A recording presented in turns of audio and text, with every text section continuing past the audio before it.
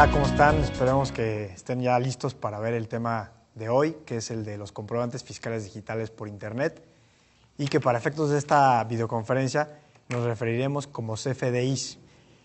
El objetivo de esta videoconferencia es que al final de la misma todos ustedes puedan conocer todos los aspectos normativos que regulan a los CFDIs y con ello puedan resolver cualquier duda, cualquier promoción que los contribuyentes les hagan llegar. Quisiera comentarles como un preámbulo que con la reforma fiscal que entró en vigor para este ejercicio de 2014 fueron derogados algunos artículos que venían regulando todo lo relativo a los CFDIs y entre ellos está el artículo 29B, en el cual se contemplaban formas alternativas de comprobación fiscal.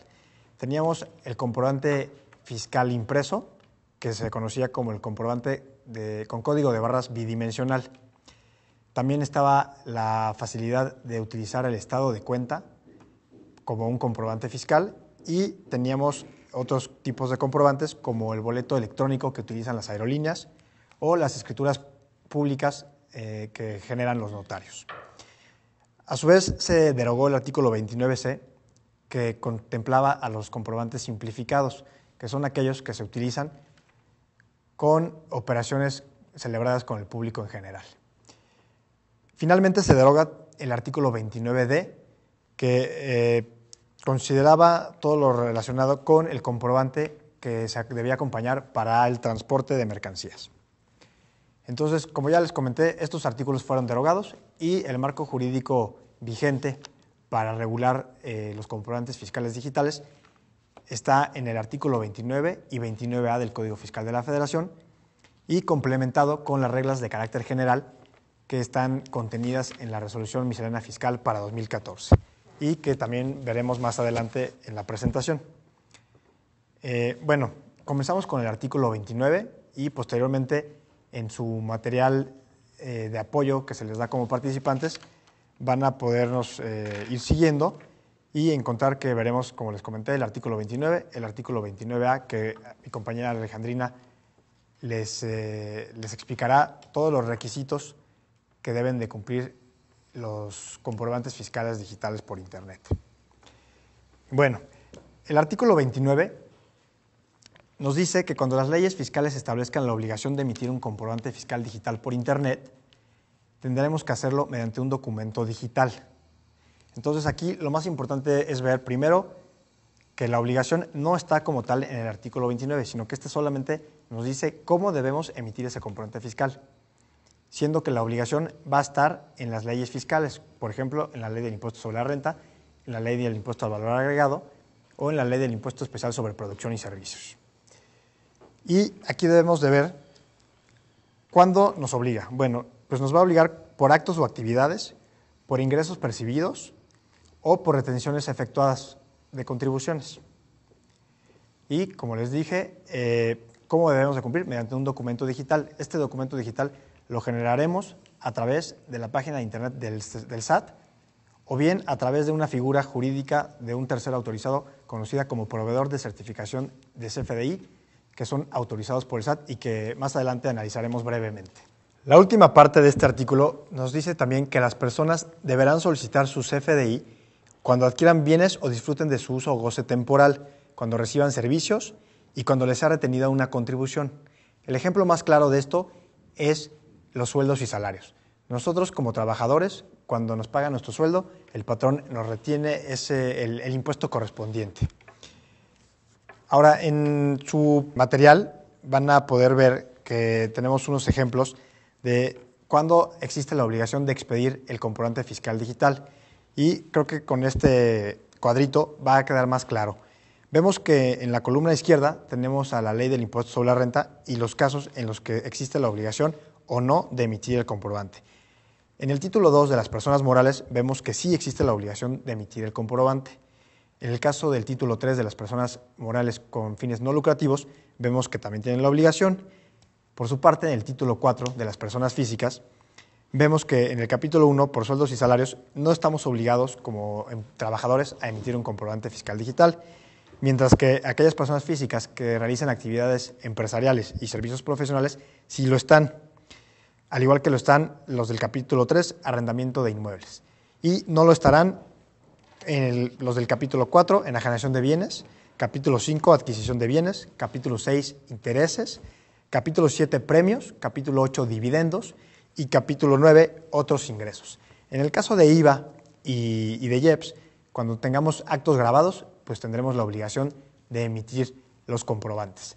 En el caso de actividades exentas, pues no será necesario emitir un comprobante. Entonces creo que con este cuadro ya queda muy claro cuándo hay que emitir los comprobantes fiscales y, como les reitero ahora, habrá que hacerlo mediante un documento digital.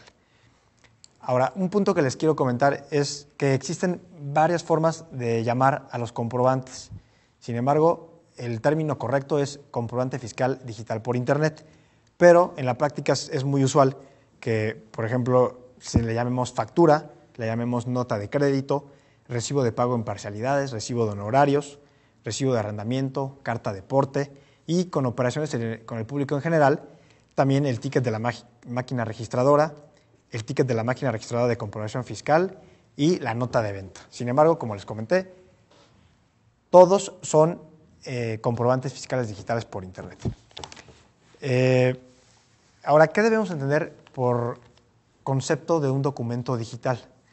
Bueno, pues para estos efectos, el artículo 17 del Código Fiscal de la Federación, en su cuarto párrafo, define al documento digital de la siguiente manera. Nos dice que es todo mensaje de datos que contiene información o escritura que es generada, enviada, recibida o archivada por medios electrónicos, ópticos o de cualquier otra tecnología. Ahora, ¿qué ventajas tiene un documento digital? Pues la primera es que permite un intercambio de información seguro. El mensaje puede ser observable y verificable por cualquier persona con acceso al certificado digital del emisor y otorga seguridad al garantizar una integridad. ¿Qué significa la integridad? Pues que la información no va a poder ser alterada ni modificada. Entonces, cuando nosotros tengamos ese documento digital, ese comprobante, estamos seguros de que lo que contiene es la información verdadera y que ninguna persona lo pudo alterar, ya que si se hiciera una alteración, hay elementos muy evidentes con los cuales pudiéramos detectar que ha sido alterado o modificado. También tenemos otro principio que es el de no rechazo, que es el que nos permite asegurarnos de que no pueda negarse la autoría del mensaje enviado. Es decir, el comprobante va a tener un certificado del emisor con el cual se va a acreditar de manera indubitable que esa persona fue quien lo emitió. Tenemos también a la autenticidad. Esto es que la información que sea enviada por quien aparece como emisor y recibida por la persona a quien va dirigida. Es decir, el intercambio va seguro entre quien lo emite y quien se planea que sea el destinatario. Y finalmente tenemos a la confidencialidad, que asegura el secreto de las comunicaciones contenidas en estos mensajes digitales. Ahora, el segundo párrafo del artículo 29 establece las obligaciones que deberán cumplir los contribuyentes para la expedición de los comprobantes fiscales digitales por Internet.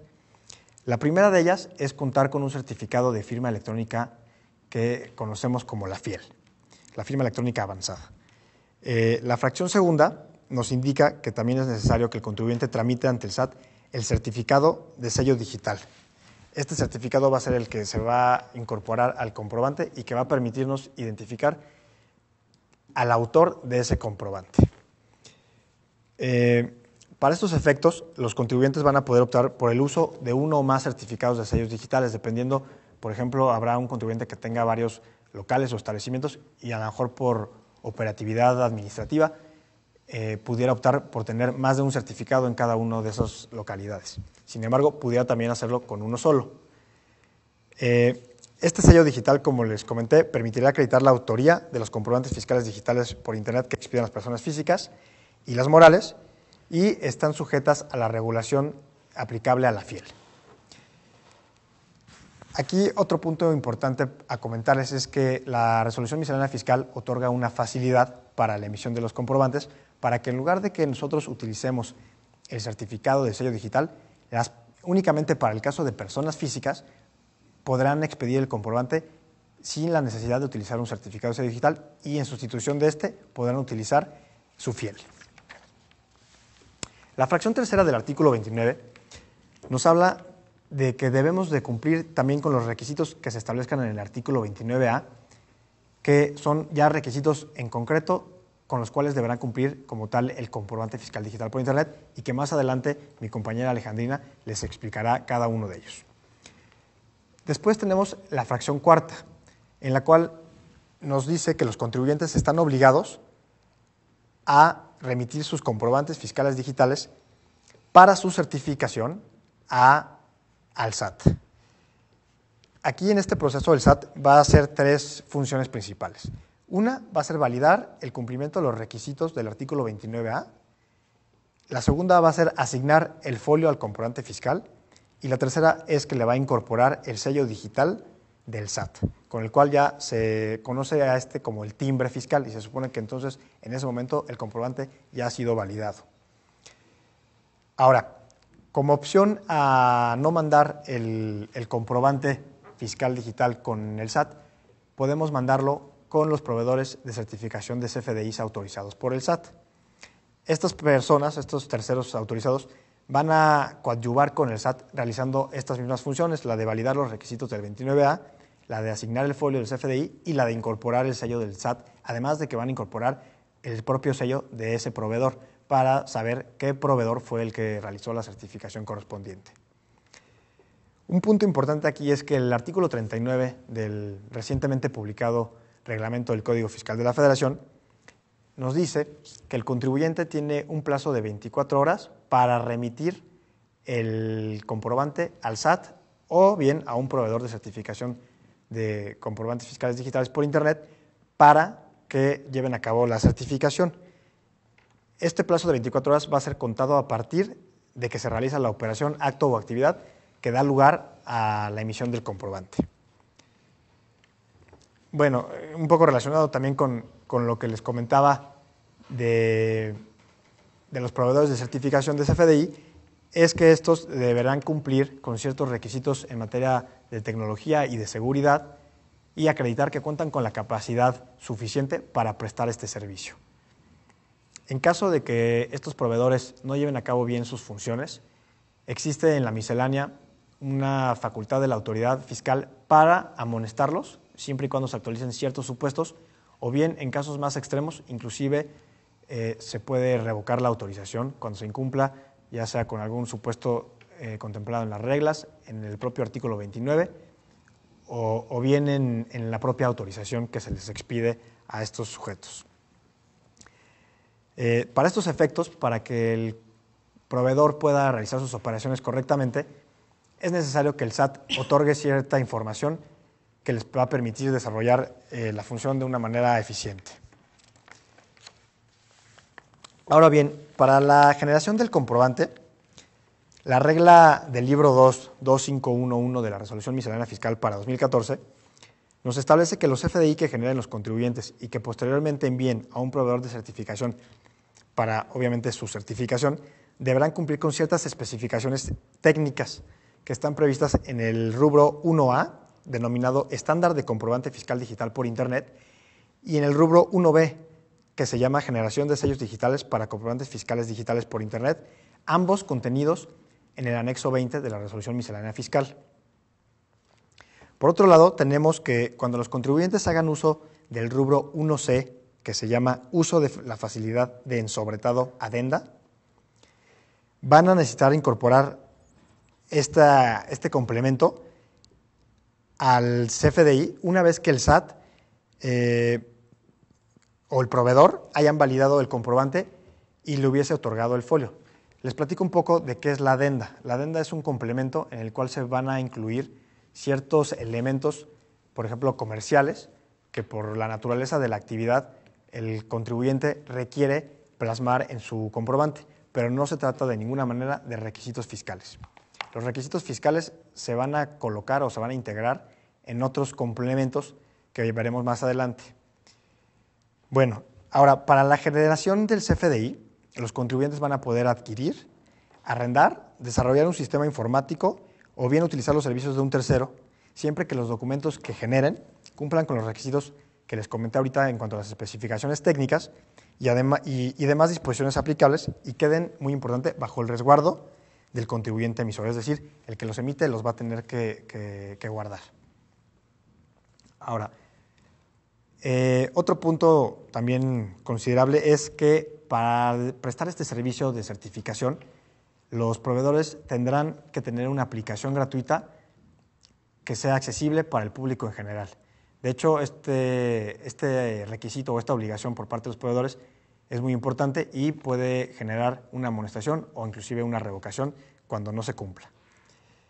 ¿Esto qué permite? Pues que un contribuyente, cuando requiera emitir un comprobante, puede acceder ya sea a la página del SAT para generar y certificar su comprobante directamente con el SAT, o bien con un tercero, que son los proveedores de certificación, el cual también va a poder entrar a una aplicación, generar su comprobante y certificarlo. Si requiere algún servicio ya complementario, entonces este servicio sí le podrá ser cobrado, pero el servicio de certificación va a ser gratuito. El uso de los complementos que les comentaba es que existen ciertos actos o actividades, algunos sectores muy específicos que requieren de complementos. Tal es el caso de los notarios, que más adelante veremos cuando analicemos las reglas de carácter general. También tenemos los boletos electrónicos de las aerolíneas, por mencionar algunos. La regla del libro 1, 2714, nos dice que para los efectos del artículo 29, fracción sexta, el SAT publicará en su página de Internet los complementos que permitan a los contribuyentes de sectores o actividades específicas incorporar requisitos fiscales en los CFDIs que emitan. Estos complementos se volverán obligatorios para los contribuyentes, es decir, tendrán que aplicarlos una vez transcurridos 30 días desde su publicación, o salvo cuando exista alguna facilidad o disposición que establezca un periodo diferente o los libere de la aplicación de estos complementos.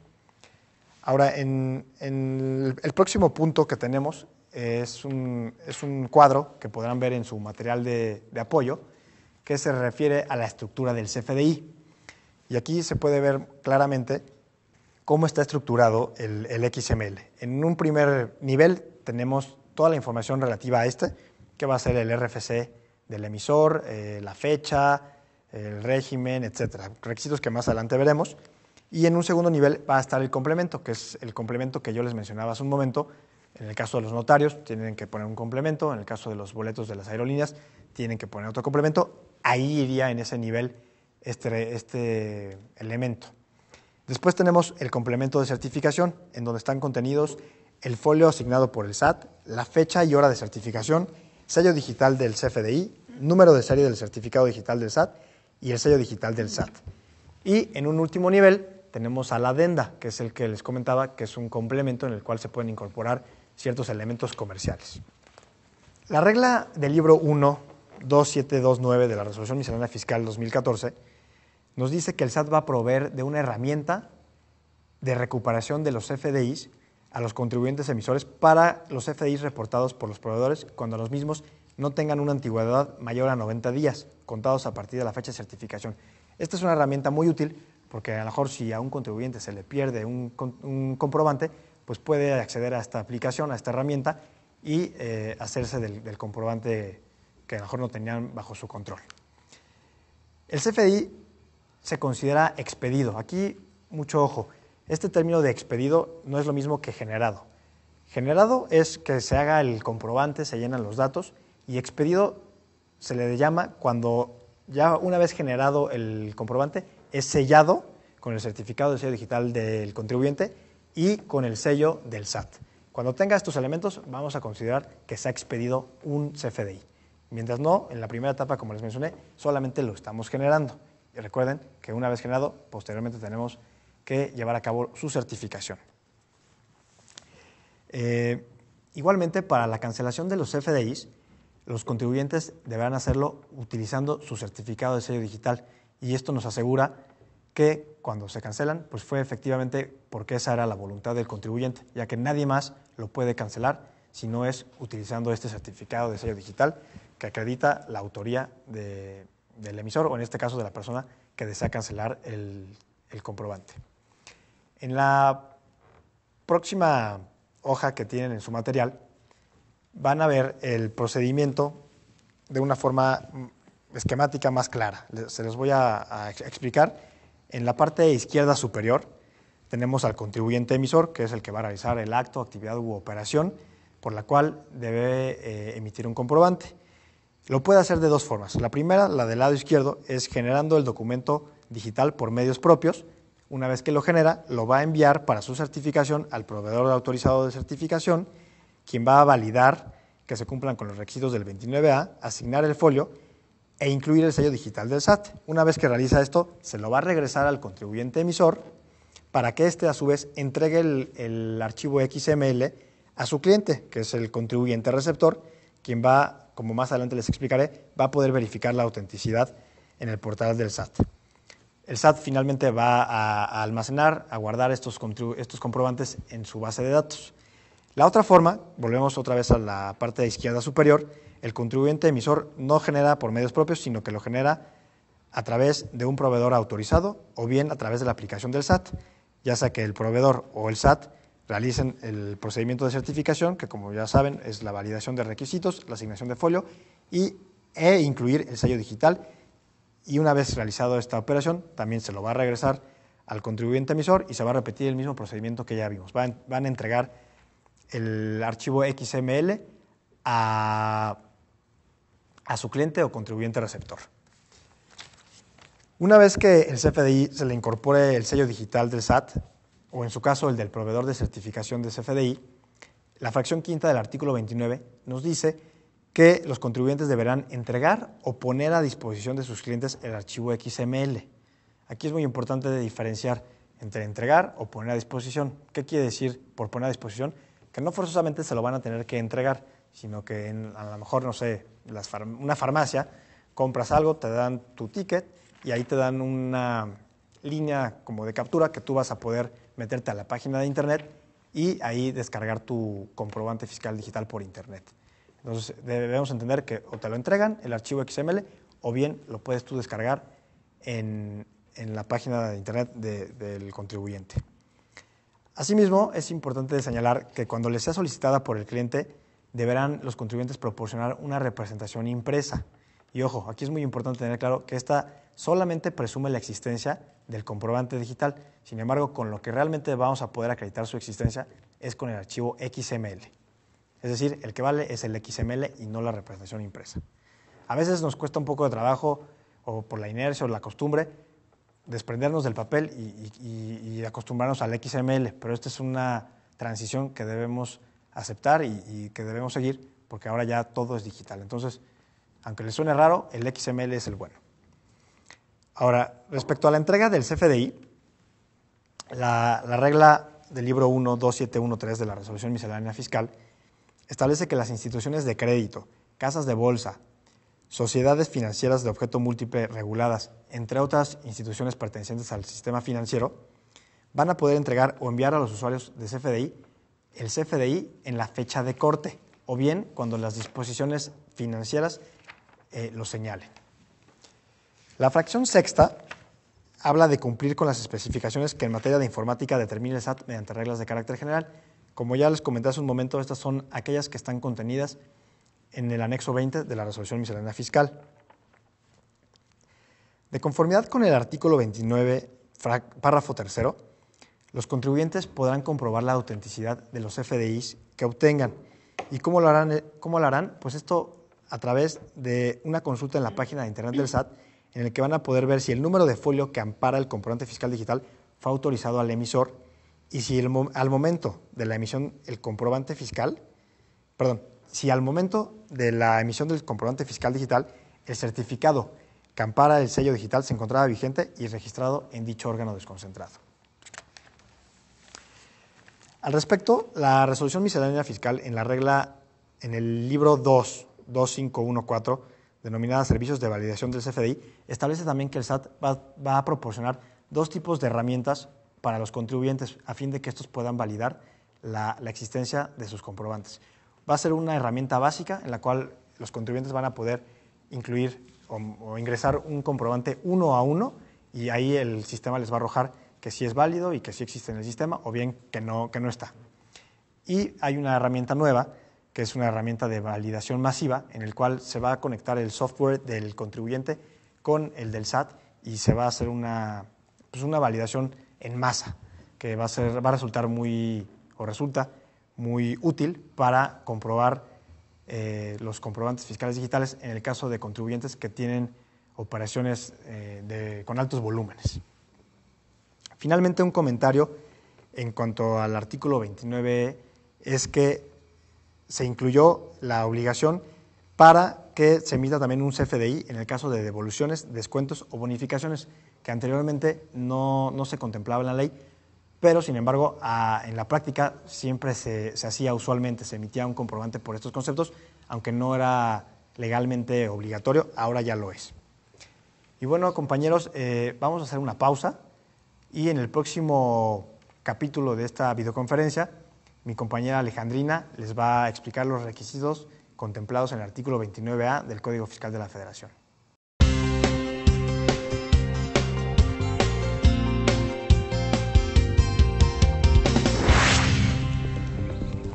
¡Esto es un asalto! En caso de asalto, lo que tienes que hacer por principio es mantener la calma y tomar el control. Dame tu cartera. Sí, está bien. Permíteme, por favor. Ten, aquí está la cartera. Después, pídele calma al delincuente. Hazle sentir como si él tuviera el control. A ver, tu reloj. Sí. Tranquilo. Me voy a quitar el reloj. Muévete. Mira, tú mandas, ten. Lo que me pides, ten. Tranquilo. Nunca te resistas, por favor. Mejor entrega todo lo que él te pida. A ver, tu anillo. Sí, está bien. Rápido. Ten, todo lo que me pidas, ten. Recuerda, nunca debes transmitirle al delincuente rabia o sentimientos de venganza. Y por favor, recuerda esto. Ninguna fuerza física es más grande que la fuerza de una pistola. A ver, vacía tus bolsillos. Dame el celular. Sí, está bien. Dámelo. Tú mandas, tranquilo, Muévete. ten. Este es el celular, ten. Los lentes. Aguas con la pistola, tranquilo. Toma todos estos consejos en serio. Si te llega el mal momento de toparte con un asaltante, no te le pongas al tú por tú. Él tiene las de ganar. Haz lo que te dice y terminado el asalto, denuncia de manera inmediata. Voltéate. No me veas a la cara. Está bien. Un teléfono.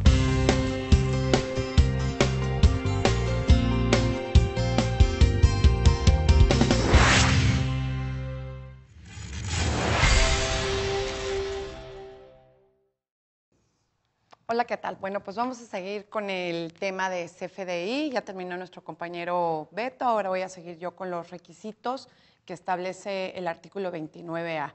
Nos vamos a apoyar mucho en su material porque son muchos requisitos. Quisiera que no se me durmieran, esperemos, y nos vamos a ir, son 17 en total, pero hay varios casos específicos como donatarias, arrendamiento, factoraje financiero y los traslados de IVA. Espero que esto sea no tan aburrido, pero apóyense mucho en el material. Entonces vamos a empezar con los requisitos que establece el comprobante, el artículo 29A del Código Fiscal de la Federación. Bueno, los FDIs deberán de contener los siguientes requisitos. El primero es la clave del RFC de quien lo expida, el régimen fiscal en que tributen de conformidad con la ley del impuesto sobre la renta. Si se tiene más de un local o establecimiento, se señalará el domicilio del establecimiento en donde se expida, el número de folio, el sello digital del SAT, el sello digital del contribuyente que lo expida. Esto ya lo explicó Beto anteriormente. Como requisito 7 tenemos el lugar y fecha de expedición. El 8 tenemos la clave del RFC de quien, a favor de quien se expida.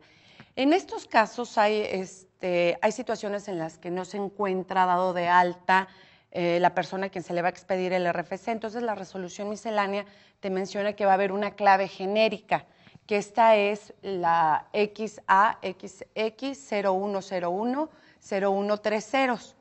Ese se va a llenar. Ahora, cuando se refiere a residentes en el extranjero que no estén inscritos en el RFC, va a ser XEXX01010130. También tratándose de comprobantes fiscales que se utilicen para solicitar la devolución del IVA de residentes en el extranjero o de ventas en los llamados duty free que existen en el aeropuerto. Además de estos requisitos, se va a requerir los datos de identificación del turista o pasajero y del medio de transporte en que arribó al país. Tenemos como requisito 9 la cantidad y la unidad de medida. En la unidad de medida se establece también en las reglas de miscelánea fiscal que la unidad de medida que se utilicen serán la de usos y costumbres de mercantiles. Tratándose de prestación de servicios o del otorgamiento del uso o goce temporal de bienes, también se puede aplicar el NA. A partir del 1 de enero de este año se va a aplicar el NA o algo análogo de no aplica. Como requisito 11, tenemos las clases de bienes o mercancías. Aquí nos establece el artículo 40 del reglamento del Código Fiscal que deberán describirse detalladamente considerando sus características esenciales. ¿Esto con qué? Con el fin de distinguirlos de sus otros similares. También tenemos la descripción del servicio, se tiene que incluir en el CFDI, así como la descripción del uso o goce que ampare. Los comprobantes que se expidan en los supuestos que a continuación se indican deberán cumplir adicionalmente con los siguientes requisitos. Por ejemplo, en el caso de personas físicas que se dediquen al autotransporte terrestre de pasajeros, que sea mediante un coordinado, además deben de incluir la identificación del vehículo que utilicen o que amparen. También tenemos en el caso que les contaba al inicio de los requisitos de los donativos deducibles. En estos casos se tiene que especificar o se tiene que señalar el número de oficio y la fecha con la que se dio la autorización de la donataria, así como el monto del valor del donativo. En los casos que existan las donatarias por Ministerio de Ley o en el caso de la Comisión de Derechos Humanos, no se va, no es necesario el requisito del número y fecha de oficio. Ahora, para los casos de arrendamiento vamos a tener que, se va a contener el número de la cuenta predial del inmueble. Para los casos de los sujetos al IEPS que enajenen tabacos labrados, se va a dar el número de la cantidad de cigarros enajenados o especificar el peso total del tabaco. En los casos de los que expidan los fabricantes, ensambladores, comercializadores, importadores de automóviles, se tiene que dar, contener el número de identificación vehicular y la clave vehicular que corresponde al automóvil, así como el valor del vehículo en moneda nacional. Bueno, también la resolución miscelánea en estos casos señala establece cómo se va a dar esa clave vehicular, en la regla del libro 1, 2, 718 y 27112, que es la composición vehicular. ¿Esto cómo es? La clave vehicular se va a integrar de izquierda a derecha por los 7 caracteres numéricos alfabéticos siguientes. ¿Esto qué es? Que la resolución miscelánea nos va a señalar las características, primero el número para identificación, la característica del automóvil. Esto es 0 para un automóvil, 1 para camiones, 1 para camionetas, 2 para camiones, 3 para vehículos importados a la región fronteriza, 4 vehículos importados y 5 vehículos importados del mercado común. Así también tenemos el número de identificación vehicular, en donde la resolución miscelánea nos señala que también se tiene que hacer referencia a la NOM, a la norma oficial mexicana para la determinación y asignación e instalación del número de identificación vehicular. Esta se encuentra publicado en el Diario Oficial del 13 de enero de 2010. Ahora, siguiendo con los requisitos, Estamos con el artículo, con la fracción 14, el artículo unitario consignado en número. ¿Esto qué es? Que los comprobantes que se expidan en los supuestos que a continuación se indican deberán cumplir adicionalmente con los requisitos que ya les especifiqué que corresponda por dicho concepto. Por ejemplo, en el caso de los que expiden CFDIs a contribuyentes que enajenen lentes ópticos, se tiene que separar el monto por este concepto, así como el de transporte escolar, también se tiene que hacer la separación del pago de colegiatura con el del el monto de transporte escolar. En las operaciones relacionadas de factoraje financiero deberá consignar la cantidad efectivamente pagada por el deudor cuando los adquirentes hayan otorgado descuentos, bonificaciones o rebajas. Otro de los requisitos es el importe total consignado en número o letra conforme a lo siguiente. Esto es, que cuando la contraprestación se pague en una sola exhibición, el comprobante fiscal se deberá señalar el importe total de la operación, el monto de los impuestos trasladados, desglosados con cada una de las tasas, así como el impuesto retenido según sea el caso. En las operaciones que se refieren a los artículos 2A de la Ley del IVA, 19, fracción tercera del impuesto especial de producción y servicios, así como el impuesto ISAN, no se trasladará el impuesto en forma expresa y por separado. Respecto del traslado, era lo que les comentaba, respecto del traslado del IVA, el artículo 37 del reglamento del Código Fiscal señalan los siguientes supuestos de cómo se debe de establecer en el CFDI. Los comprobantes que para efectos del traslado del impuesto en forma expresa y por separado los desglosarán por tasa u cuota de impuesto en los siguientes supuestos. Por ejemplo, cuando la totalidad de las operaciones, actos o actividades que ampare el CFDI se encuentren sujetos a la misma tasa o cuota, el impuesto trasladado se incluirá en forma expresa y por separado, señalando la tasa aplicable, aunque se trate de la tasa del 0%. Cuando las operaciones, actos o actividades a los que sean aplicables las tasas o cuotas distintas del mismo impuesto, el CFDI señalará el traslado que corresponda a cada una de las tasas o cuotas indicando la tasa aplicable, o bien se separen los actos o actividades por cada CFDI. Cuando las operaciones o actos o actividades estén grabados y extensos, entonces se va a hacer la división, se señalará la suma o monto del exento y del grabado. Del grabado también, si tienen tasas diferentes, se hará el señalamiento de cada tasa. En el caso que se deba trasladar dos impuestos, se indicará el importe que corresponda a cada impuesto por separado y la tasa que les sea aplicable. Cuando la contraprestación, en el caso de que la contraprestación no se haga en una sola exhibición, entonces en este caso se va a emitir el CFDI por el valor total de la contraprestación de la operación en el momento en que se haga. Pero se expedirá un CFDI por cada uno de los pagos que se reciban posteriormente con los siguientes requisitos, que va a ser el folio del CFDI inicial, que es el emitido con el total de la operación, el valor total de la operación, el monto de los impuestos retenidos y los impuestos trasladados desglosados en cada una de las tasas del impuesto correspondiente. Además, se tiene que señalar la forma que se realizó el pago. Esto puede ser en efectivo, transferencia electrónica, cheques nominativos, tarjetas de débito, servicios, crédito o mediante monederos electrónicos. Ahora, tratándose de mercancías de importación, el número de fecha y el documento aduanero, tratándose de ventas de primera mano.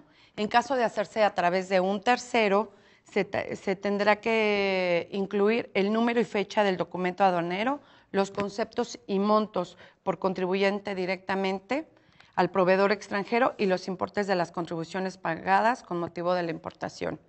Por su parte, la resolución miscelánea establece que los contribuyentes que importen o exporten mercancías por medio de tubería o cables no estarán obligados a señalar el número y fecha del documento aduanero. Finalmente, también señala el artículo 29A del Código Fiscal de la Federación que los comprobantes deberán cumplir con los requisitos contenidos en las disposiciones fiscales que sean requeridas y que dé a conocer al SAT a través de la resolución miscelánea fiscal. ¿Esto qué es? Que además tenemos varios supuestos específicos que señalan en la resolución miscelánea que a continuación los explicaremos. También tenemos FDI por retenciones, que lo explicará Beto. Sí, bueno, como les comentaba en este último punto, existen varias reglas de carácter general que regulan diversos supuestos y que veremos más adelante. Ahorita veremos lo relativo al comprobante fiscal digital por Internet por concepto de retenciones, que como les comenté al inicio de la videoconferencia, es un supuesto adicional por el cual debemos de emitir un CFDI cuando se efectúen este tipo de retenciones en materia de impuesto sobre la renta, de IVA, de IEPS, etc. La regla del libro 1, 2754, establece que los CFDIs que se emitirán por las constancias de retenciones de ISR e IVA deberán incluir el complemento que el SAT publique en su página de Internet. Como recordarán, el SAT va a publicar esos complementos y tenemos 30 días a partir de que se publican. Este es uno de esos casos. No obstante, lo que dice esta regla, ahorita ha sido un poco, o les ha caído un poco apresurado a los contribuyentes esta nueva modalidad de emitir un CFDI por retenciones. Por tanto, como un beneficio para los contribuyentes, como una facilidad, se está previendo un esquema transitorio. Y entonces, de acuerdo con la fracción 10ª del artículo 9 de las disposiciones transitorias de la Ley del Impuesto sobre la Renta, nos dice que las constancias de retenciones de los ejercicios del 2013 hasta el 2016 se van a emitir en los términos de la Ley del Impuesto sobre la Renta abrogada. O sea, esto quiere decir que podremos emitir las constancias de manera impresa como se venía haciendo anteriormente. El artículo 1.13 del decreto que compila beneficios y establece medidas de simplificación administrativa, publicado en el Diario Oficial de la Federación el 26 de diciembre de 2013, señala que las personas morales obligadas a retener el impuesto sobre la renta y el impuesto al valor agregado en los términos de los artículos 106, último párrafo, relativo a servicios profesionales, 116, último párrafo, correspondiente al uso o gozo temporal de bienes inmuebles de la Ley del Impuesto sobre la Renta, y el artículo 1A, fracción segunda, inciso A, que se refiere a servicios profesionales o uso o gozo temporal de bienes, y el artículo 32, fracción quinta de la Ley del IVA, nos dice que podrán optar por no proporcionar la constancia de retención siempre y cuando la persona física que presta los servicios profesionales o haya otorgado el uso o gozo temporal de bienes le expida un CFDI en los términos del artículo 29 y que cumpla con los requisitos del artículo 29A y se señale, muy importante, expresamente el monto del impuesto retenido. Entonces ya con este CFDI pues se queda claro cuánto fue el monto del impuesto retenido. Y las personas físicas que expidan este CFDI van a poder considerarlo como constancia de retención y efectuar el acreditamiento correspondiente. El siguiente tema es el CFDI por pago de nómina y asimilables.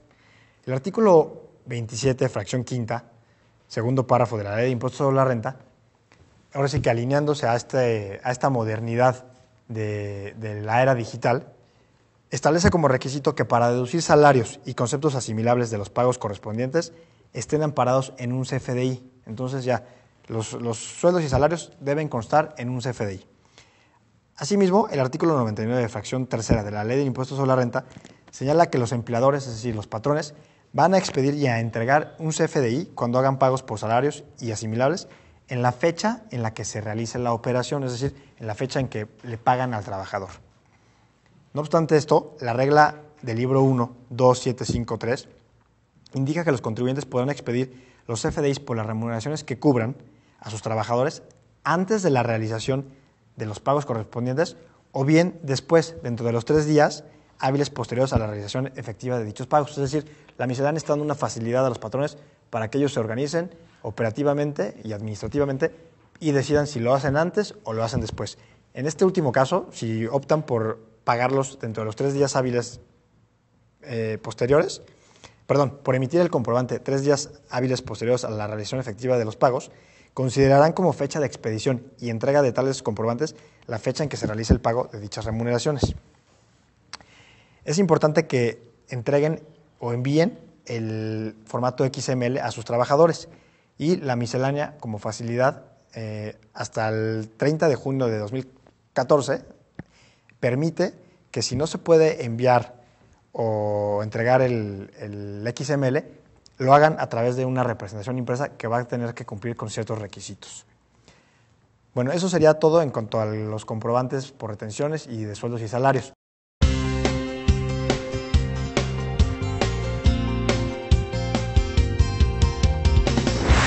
Siempre alerta. Identifica, analiza todo lo que está en tu entorno.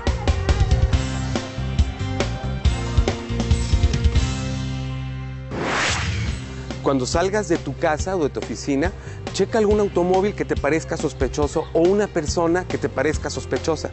Si lo identificas o la identificas, llama por favor al número de emergencias de tu localidad. Ojo. No mantengas una rutina en los horarios o en las avenidas o calles que tomas para ir a tu casa o tu oficina. Si lo sigues haciendo, vas a ser una persona localizable. No, ayer me fui por allá, hoy me voy por acá. Nunca pienses, a mí no me va a pasar. Desconfía de todos.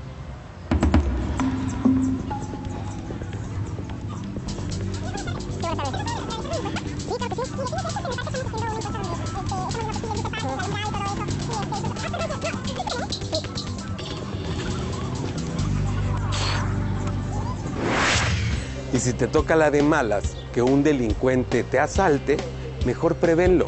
Antes de salir de casa, pon el dinero en diferentes lugares, divídelo, para que no le entregues todo. Esta para acá, esta otra por acá, y por si acaso, esta otra por acá.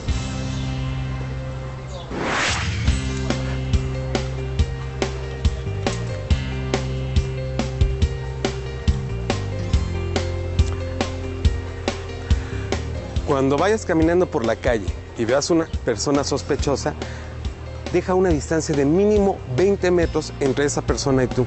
Es por tu seguridad. 20 metros, 20 metros, ya.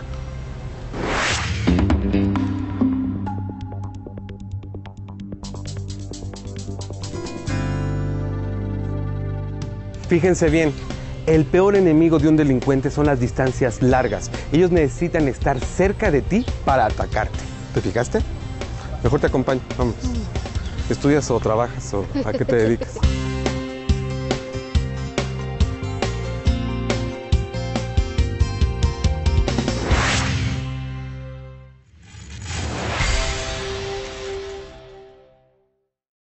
Ahora sí, a continuación, mi compañera Ale les va a explicar algunos conceptos de las reglas de carácter general más importantes.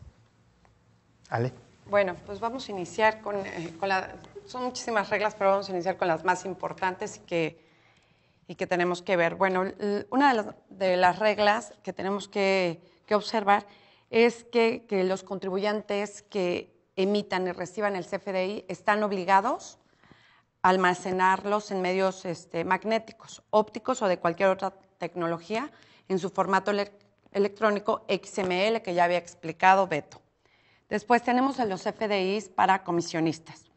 En la regla del libro primero 27115 establece que los contribuyentes que actúen como comisionistas podrán expedir CFDI a nombre y por cuenta del comitente con el que tengan celebrado el contrato de comisión correspondiente, el cual debe de tener, el CFDI debe de tener la clave del RFC del comitente, el monto correspondiente a los actos o actividades realizadas por cuenta de los comitentes, el impuesto que se traslada o que se retiene por cuenta de los comitentes y la tasa del impuesto que se traslada. Dichos comprobantes deberán integrar el complemento que al efecto el SAT publique en su página de internet. Pero además de esto, el comisionista estará obligado a expedir al comitente el comprobante fiscal correspondiente a la prestación de servicio de la comisión correspondiente.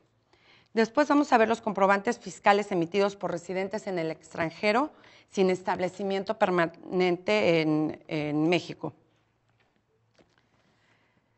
La regla 27116 del libro primero precisa que los contribuyentes que pretendan deducir o acreditar fiscalmente con base en comprobantes emitidos por residentes en el extranjero sin establecimiento permanente en México podrán utilizar dichos comprobantes siempre que contengan los siguientes requisitos, que son muy parecidos a los que están establecidos en el artículo 29A del Código Fiscal de la Federación, que son nombre, denominación o razón social, domicilio y, en su caso, número de identificación fiscal o es equivalente de quien lo expide, lugar y fecha de expedición, clave del RFC de la persona a favor de quien se expide o, en su defecto, nombre, denominación o razón social de dicha persona.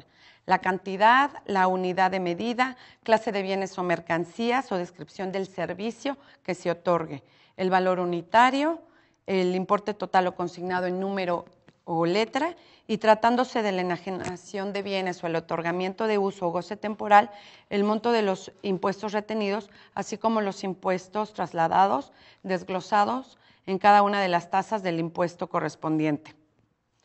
Ahora, para los comprobantes fiscales de centros cambiarios y casas de cambio, como ya lo había señalado Beto, están obligados a expedir CFDIs por la compra o bien por la venta de las divisas. En los comprobantes en operaciones con público en general, en la regla 2722 del libro primero, dispone que los contribuyentes podrán elaborar un CFDI global. Esto ya puede ser diario, mensual o semanal, donde conste la suma de los importes totales correspondientes a los comprobantes de operaciones realizadas con el público en general del periodo al que corresponda, utilizados para ellos las claves genéricas del RFC que ya les había comentado, que se establecen en la resolución miscelánea fiscal. En el caso de los contribuyentes que tributen ahora bajo el RIF, podrán elaborar el CFDI de manera bimestral.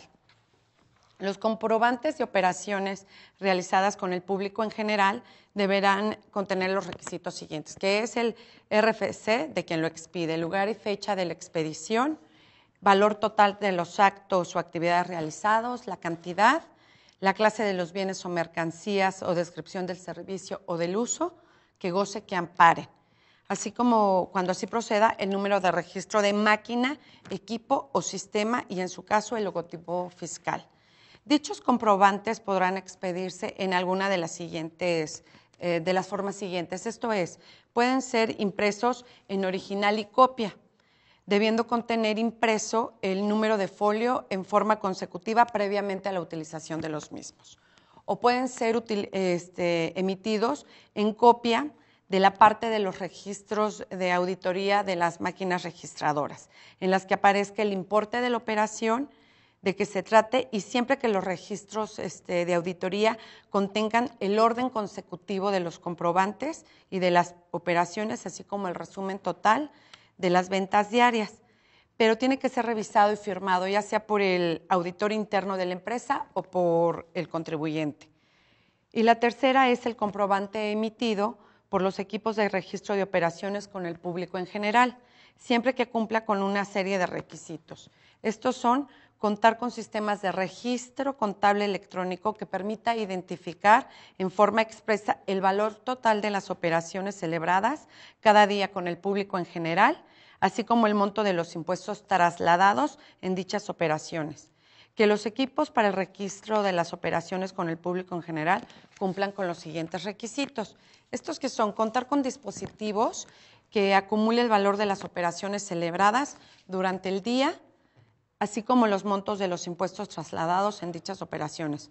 Contar con un acceso que permita a las autoridades fiscales consultar la información contenida en el dispositivo mencionado. Contar con la capacidad de emitir comprobantes que reúnan los requisitos relativos al valor total de las operaciones celebradas cada día con el público en general y el monto de los impuestos trasladados en dichas operaciones.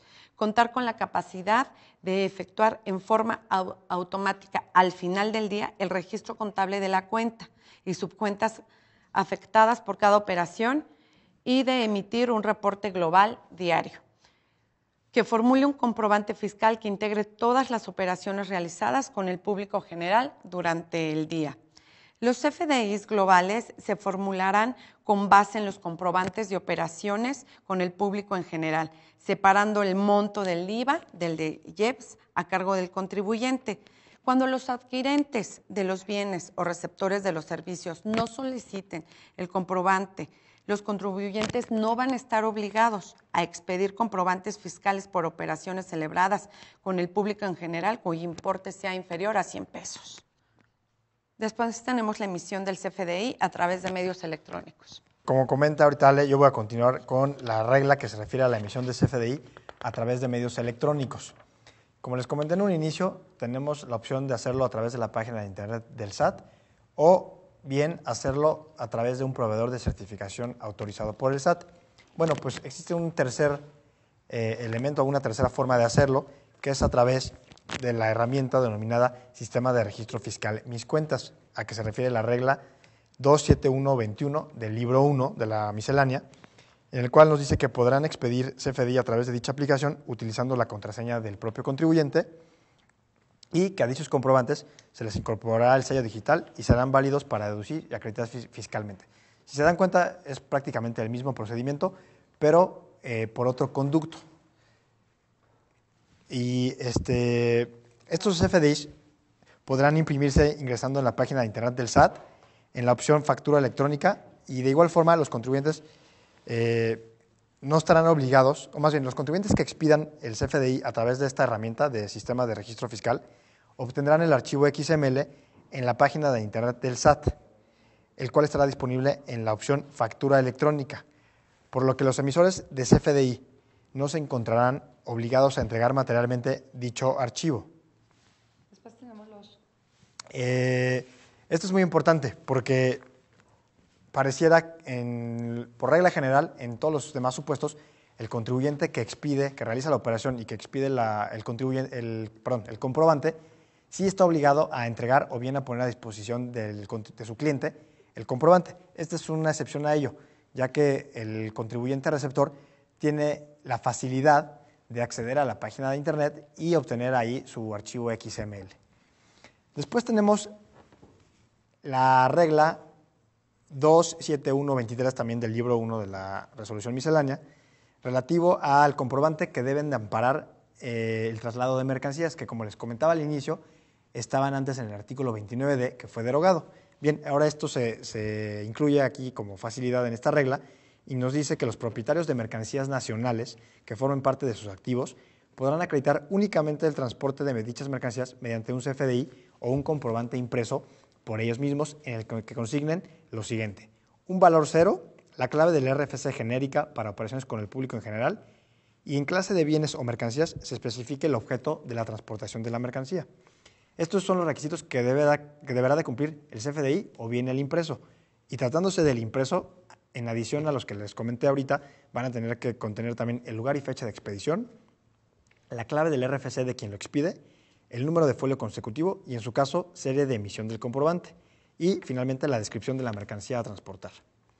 Tratándose del transporte de mercancías de importación que correspondan a adquisiciones provenientes de ventas de primera mano, se expedirá un CFDI que contenga un valor cero, la clave del RFC genérica para operaciones con el público en general, que hace rato se las explicó Alejandrina, y en clase de bienes o mercancías se especifique el objeto de la transportación de las mercancías, el número y fecha del documento aduanero, los conceptos y montos pagados por el contribuyente directamente al proveedor extranjero, así como los importes de las contribuciones pagadas con motivo de la importación.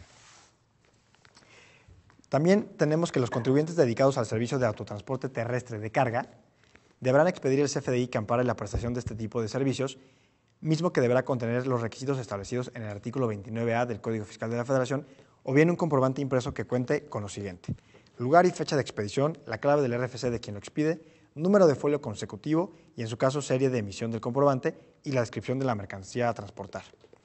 Todos estos requisitos, con independencia de aquellos que para estos efectos establezca la Secretaría de Comunicaciones y Transportes, que van a aparecer en la página de internet de esta dependencia y que son relativos a la Carta de Porte y están contempladas específicamente en el artículo 74 del Reglamento de Autotransporte Federal y Servicios Auxiliares.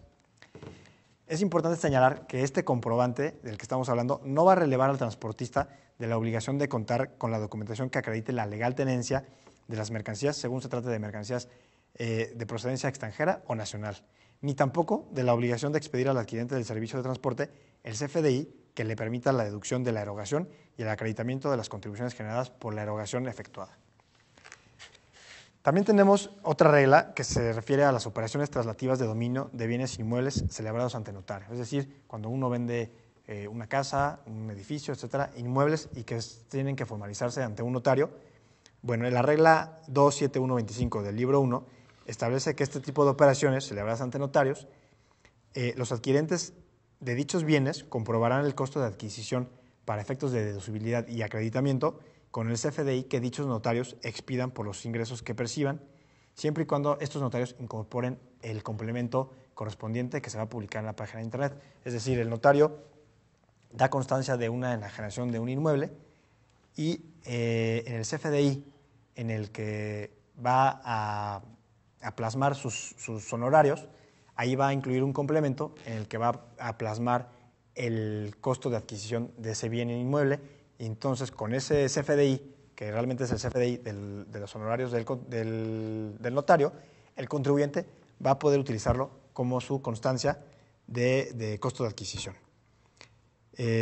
También, al igual que en otros casos, la miscelánea otorga algunos beneficios, facilidades, y en este caso no es la excepción, y en el artículo segundo transitorio señala que hasta el 1 de enero del 1 de enero y hasta el 31 de marzo de 2014, que ya es una fecha que ya ha pasado en este momento, pero digamos que durante este periodo se pudo comprobar el costo de adquisición con la escritura pública que expide el notario, en donde consta dicho costo. Es decir, lo hacía como se venía haciendo anteriormente, antes de que entrara en vigor la reforma. Después tenemos la expedición del CFDI en transporte aéreo de pasaje y carga. Aquí la regla 27127 del libro 1 establece que los contribuyentes que presten servicios de transporte aéreo de personas o de bienes, ya sea nacional o internacional, van a expedir por los ingresos que reciban un CFDI. Antes ellos no emitían un CFDI, sino que emitían el e-ticket o electronic ticket, que es en sí el boleto del avión. Y bueno, aquí la regla nos dice que cuando dentro de estas cantidades, es decir, el costo del boleto, se carguen o cobren al adquirente de dichos servicios de transporte, también se integran cantidades cobradas por cuenta de terceros con los que se tenga una relación jurídica y que no sean atribuibles como ingresos al transportista. Estos prestadores de servicios deberán utilizar el complemento que al efecto publique el SAT, en el cual van a identificar estas cantidades que correspondan ya sea a contribuciones federales y otros cargos o cobros, incluyendo para tales efectos la identificación del tercero mediante el uso del código IATA, que es, por sus siglas en inglés, el International Air Transport Association. Y el artículo séptimo transitorio también este es el artículo séptimo transitorio de la primera resolución de modificaciones a la miscelánea, nos señala que durante el periodo comprendido del 1 de enero de 2014 hasta el 30 de junio de este año, los contribuyentes que prestan los servicios de transporte aéreo de personas van a poder diferir la expedición del CFDI hasta esta fecha, o durante este periodo, siempre que a más tardar el 1 de julio de este año cumplan con dicha regla y hayan emitido a sus clientes, que así se los hayan solicitado, todos los CFDIs correspondientes al periodo señalado. Es decir, van a poder diferir la obligación de expedir CFDIs hasta este periodo, pero van a tener que entregar finalmente el CFDI a sus clientes. También ahora, por lo que hace a los contribuyentes que prestan servicios de transporte aéreo de bienes, también durante el periodo comprendido del 1 de enero de 2014 y hasta el 31 de marzo, es decir, aquí se les está dando un plazo menor que en el caso de transporte de personas, y también siempre que a más tardar el 1 de abril de 2014 cumplan con dicha regla y hayan emitido a sus clientes que así lo hayan solicitado todos los CFDI correspondientes al periodo señalado. Es decir, en el caso de personas, al 1 de julio deben ya de migrar completamente al CFDI, y en el caso de transporte de bienes, a partir del 1 de abril debieron ya migrar al CFDI. Es importante señalar que estos contribuyentes debieron haber informado a sus clientes que optaron por esta opción en la miscelánea para que puedan hacer las gestiones necesarias, es decir, que soliciten sus sus comprobantes para que no se metan en ningún problema en este sentido.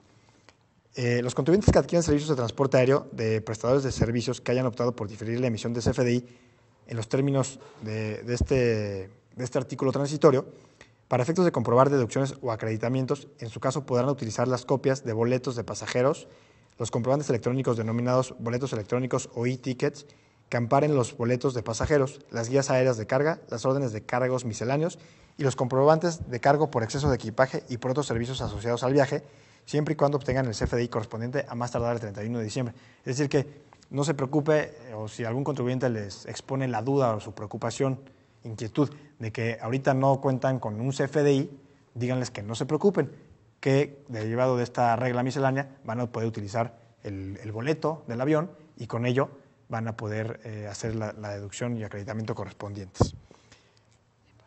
Ahora es importante señalar que cuando los contribuyentes no cumplan con haber migrado al esquema ya de lleno del CFDI o entregar los comprobantes a sus clientes, se entenderá que no cumplieron con esta facilidad y estarán obligados en el régimen general, digamos, a partir del 1 de enero, entonces sí pudieran entrar en algún problemita. Finalmente, ya vamos a terminar. Tenemos una última regla, que es una regla muy parecida a esta que les comentaba hace un momento, pero este es para el pago de contribuciones y está contenida en el artículo 6º resolutivo de la primera resolución de modificaciones a la miscelánea fiscal 2014 y establece que las dependencias y entidades públicas federales, estatales y municipales podrán optar por diferir la expedición de los CFDIs que deben emitir por el pago de contribuciones federales, estatales o municipales, incluyendo productos y aprovechamientos que perciban durante el periodo comprendido del 1 de enero de 2014 al 30 de junio del mismo año, siempre que al 1 de julio de 2014 hayan migrado totalmente al esquema de CFDI y emitido a los contribuyentes que así lo hayan solicitado todos los CFDIs correspondientes a los ingresos percibidos durante ese periodo señalado. Igualmente, cuando las dependencias no cumplan con lo anterior, quedarán obligadas a partir del 1 de enero de 2014 como si tuvieran ya el esquema normal de CFDI. Entonces también esto les podría generar algunas contingencias importantes, por lo cual sí es importante que cumplan con toda esta regulación al pie de la letra. Y bueno, pues eso sería todo. Espero que con esto hayan quedado claras cualquier duda que hubieran tenido y si no, pues ya saben que estamos a la orden para aclararles cualquier duda que se les pueda presentar. Muchísimas gracias por la atención y bueno, hasta luego. Hasta luego. Muchas gracias.